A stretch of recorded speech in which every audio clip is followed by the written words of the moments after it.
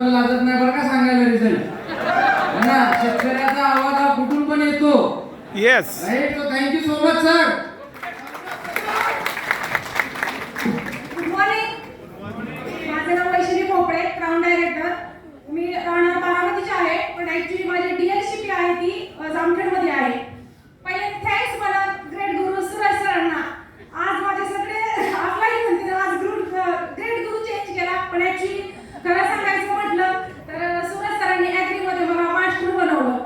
जे आज तुम्ही एक्झाम्पल देत होता शेतकऱ्यांची रिझल्ट सांगत होता, पण शेतकऱ्यांना ओळखायचं कसं? आम्ही दोघांनी जे फील्ड वर्क केलं ऍक्च्युली मला नाही वाटत सुरेश सरांनी माझ्या एवढ्या फील्ड वर्क कोणाबरोबर केला असेल म्हणून. कारण ज्यावेळेस लॉकडाऊन पडलं होतं त्यावेळेस खूप डेंजर परिस्थिती माझ्यावर आली. थँक्स माझ्या सगळ्या अपलाईनला. तर त्यावेळेस एक लिंबूच्या झाडाखाली बसून बाली सरांना फोन केला. त्यावेळेस बाली सरांनी मला एक हिंदीमध्ये वाक्य वापरलं, बेटा ऍग्री के ऊपर ध्यान दो थोड़ा सा. मग त्यावेळेस मी ऍग्रीचं काम करायला सुरुवात केली आणि सूरज चिंडे सर कसे भेटले ऍक्च्युली माहित नाही, पण जेव्हा ऍग्रीमध्ये काम सुरुवात केली मित्रांनो, शेतकऱ्याचं आणि माझं नातं इतकं घट्ट झालं ऍक्च्युली सांगू शकत नाही ते.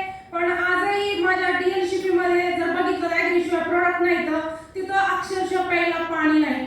टँकरने लोक पाणी पितात. सगळ्यांनी रिझल्ट सांगितले, पण मी ॲक्वाजेलचे एक रिझल्ट सांगते.